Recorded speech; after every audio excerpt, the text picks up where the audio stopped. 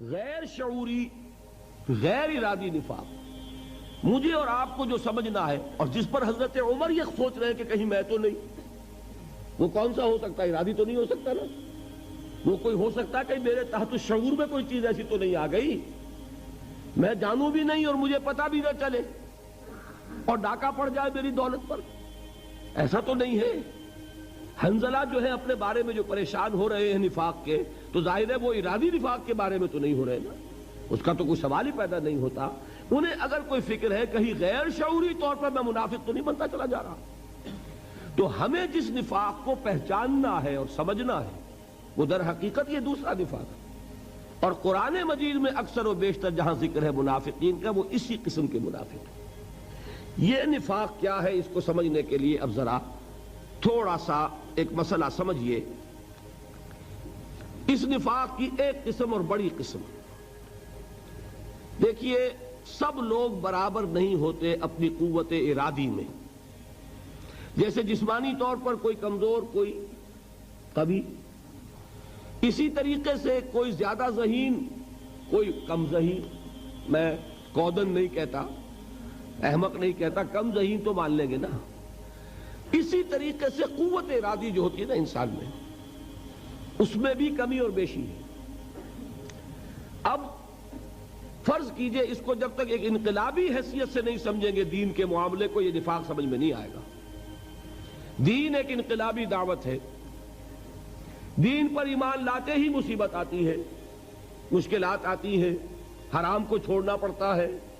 شعوری طور پر آج طے کیجئے تو آپ کو سود چھوڑنا پڑے گا کہ نہیں؟ آپ نے لمبے چوڑے کاروبار بچھا رکھے ہیں، بڑے اونچے اونچے دبیس قسم کے، جس میں پورے پورے پاؤں دھس جائیں، ایسے قالین آپ نے بچھا رکھے ہیں. تو یہ سب بساط الٹنی پڑے گی کہ نہیں؟ کوئی رشوت سے، کوئی اسمگلنگ سے، کوئی سود سے، کوئی کسی اور کام سے. تو یہ معاملہ جان لیجئے. پھر دین چاہتا ہے مجھے غالب کرو. اب دین کو غالب کرنے میں جان کھپتی ہے کہ نہیں؟ اور جان پیاری ہے. کہا جاتا ہے لاؤ اللہ کے راستے میں مال صرف کرو. مال پیارا ہے کہ نہیں؟ مال پیارا ہے. یہاں آتا ہے اصل مسئلہ کہ ایک تو وہ قوی ہمت لوگ ہوتے ہیں جو ایمان لائے اور اس کے بعد ان کی قوت ارادی اتنی مضبوط ہے کہ ہر کے بعد آباد.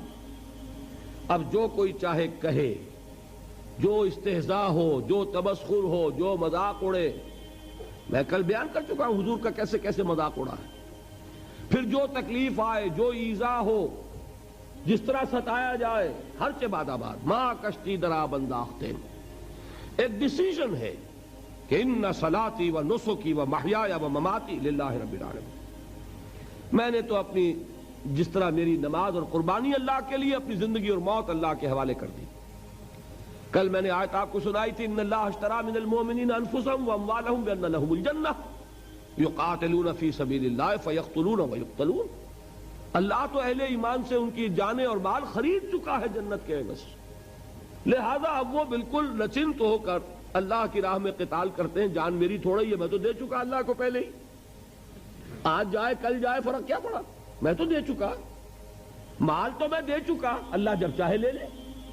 تو ایسے شخص کو نہ مال دینے میں کوئی باک، نہ جان دینے میں کوئی باک. یہ تو ہے مومن صادق. اور ایک شخص جو ہے اللہ کو مان لیا، رسول کو مان لیا، اب اللہ اور اس کے رسول کا دین، اس کا بول بالا کرنا ہے، جو ہو سو ہو. یہ لوگ ہیں کہ جو مطلوب ہیں. ایسے ہی لوگ انقلاب برپا کرتے ہیں. یہ نہیں ہوں گے انقلاب نہیں آئے گا، نظام کوئی قائم نہیں ہو سکتا. لاکھ آپ کو پسند ہو اسلام، اسلام غالب کبھی نہیں ہوگا جب تک کہ ایسے لوگ نہیں ہوں گے جو ہر چے باد آباد کی شان کے ساتھ میدان میں نہ اتر آئے. لاکھ کوئی شخص چاہتا ہو کمیونزم نہیں آ سکتا جب تک کہ ایسے لوگ نہ ہو جو ہر چیز قربان کرنے کے لیے تیار ہو. لیکن اب آپ آئیے دوسرے لوگوں کی طرف، جو بیچارے کمزور ہیں، تھوڑ دلے ہیں، کم ہمتیں ہیں. وہ غالب کا وہ شعر کہ جانتا ہوں ثواب طاعت و زہد پر طبیعت ادھر نہیں آتی. آپ نے دیکھا ہوگا کچھ لوگ کسی عادت کو چھوڑنا چاہتے ہیں، عادت کے ہاتھوں مجبور ہیں. چھوڑنا چاہتے ہیں، اپنی عادت ہے، چھوڑنا چاہتے نہیں چھوڑ سکتے. کوئی کام کرنا چاہتے نہیں کر سکتے. لاکھ خواہش ہے کہ فجر کی نماز میں جماعت کے ساتھ ادا کروں، لیکن جب عین وقت آتا ہے اس وقت وہ قوت ارادی ڈھیلی پڑ جاتی ہے اور آدمی سویا رہ جاتا ہے. بلکہ بسا اوقات ایسا بھی ہوتا ہے کہ آنکھ بھی کھلی, اذان بھی سنی, لیکن اسی وقت جو ہے وہ قوت ارادی مزمحل ہوئی, نفس کا غلبہ ہوا, کروٹ لی, چادر خوب اچھی طریقے سے اور درست کر کے اوڑھ لی, اور اب جب دھوپ کی تپش ہوگی تبھی آنکھ کھلے گی. یہ کیا ہے؟ یہ قوت ارادی کی کمزوری ہے. اب ایک شخص کا تصور کیجئے کہ وہ اسلام لایا دیانتداری سے, دھوکے سے نہیں. وہ چاہتا ہے مسلمان بننا, وہ چاہتا ہے ایمان کے تقاضے پورے کرنا, وہ چاہتا ہے کہ میں بھی اللہ کے ہاں مومن شمار کیا جاؤں.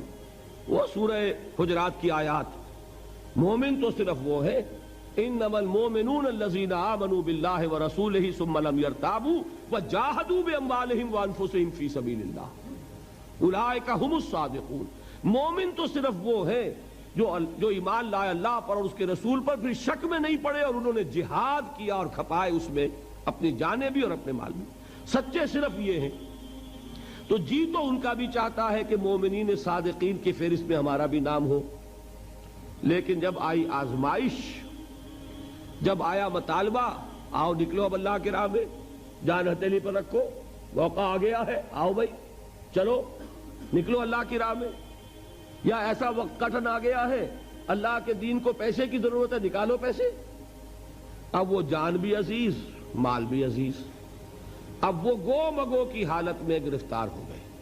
اس لفظ کو یاد رکھ لیجئے, گو مگو, تربص, چلوں نہ چلوں, جاؤں نہ جاؤں, بڑھوں نہ بڑھوں. یہ جو تذبذب ہے, یہ لفظ منافقین کے یہ لفظ سورہ نساء میں آیا ہے, مذبذبین بین ذالک لا الہ ہؤلاء ولا الہ ہؤلاء. یہ وہ لوگ ہیں, ایک تو وہ ہے نا ڈیسیژن لیا ہے, ڈٹ گئے, ایک وہ ہے کہ مذبذب ہو گئے, نکلے کہ نہ نکلے, چلے کہ نہ چلے, ہاتھ بڑھے جیب کی طرف کہ نہ بڑھے, تجوری کھولوں کہ نہ کھولوں. یہ تذبذب ہے.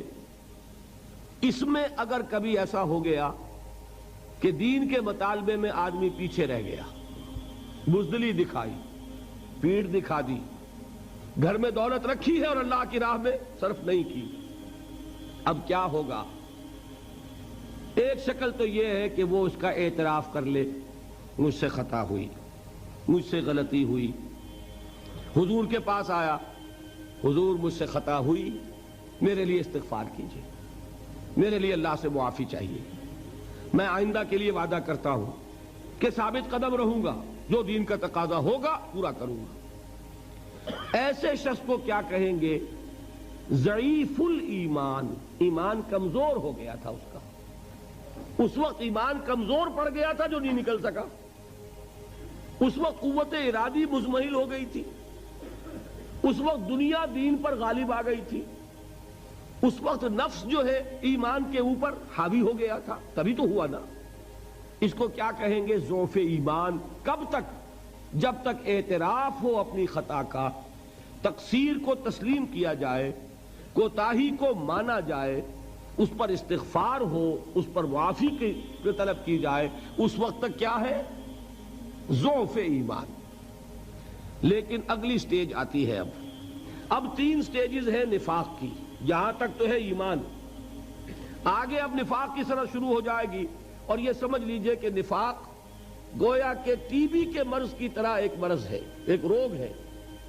آپ نے, کیونکہ میں اس لیے یہ مثال دے رہا ہوں کہ یہ عام طور پر آپ نے سنا ہوگا 3 سٹیجز ہیں ٹی بی کی, فرسٹ سٹیج, سیکنڈ سٹیج اور تھرڈ سٹیج میں پہنچ کے پھر اب تو خیر علاج زیادہ اس وقت ہو چکا ہے, ادویات بہت مؤثر ہیں, لیکن پہلے جب تک ہم بھی پریکٹس کر رہے تھے, جب تک اس وقت تک تھرڈ سٹیج میں پہنچے ہوئے شخص کے بارے میں امید نہیں رہتی تھی کہ اب اس کی شفا ہوگی.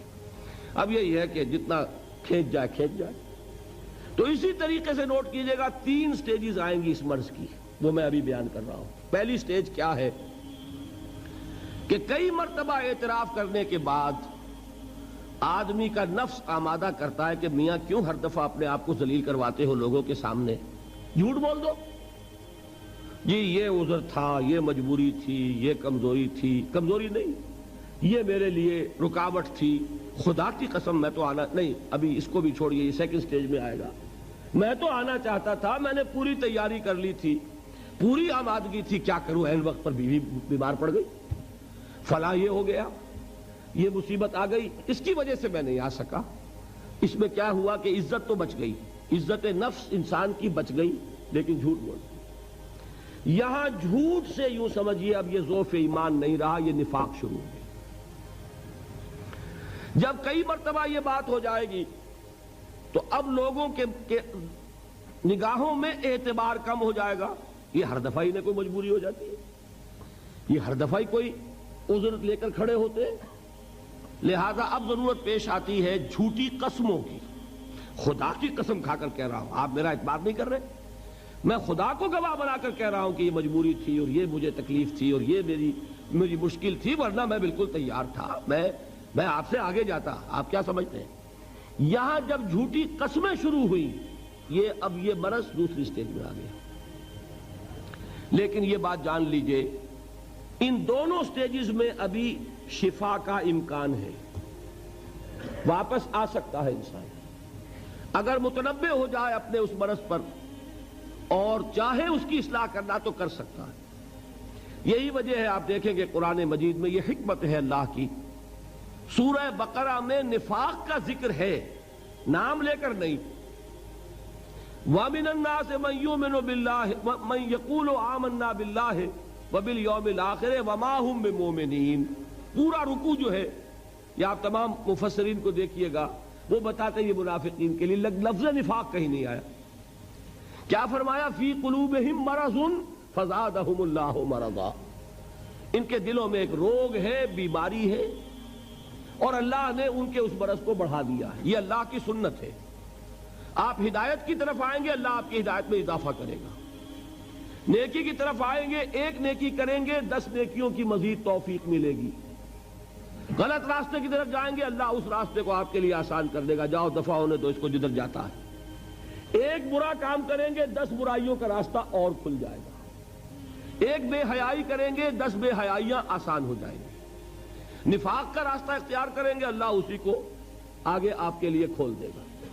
تو یہ ہے وہ قاعدہ و قانون کہ فی قلوبہم مرض فزادہم اللہ مرضا ولہم عذاب علیم بما کانوا یکذبون۔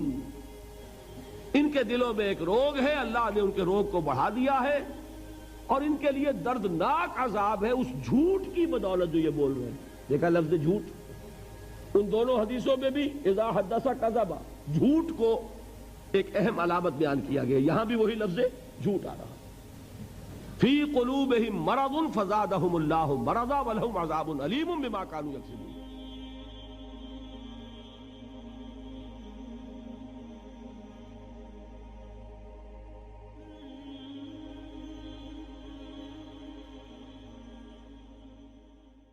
مزید ویڈیوز کے لیے ہمارے چینل ہاؤس آف اسلام کو سبسکرائب کرنا نہ بھولیں۔ شکریہ۔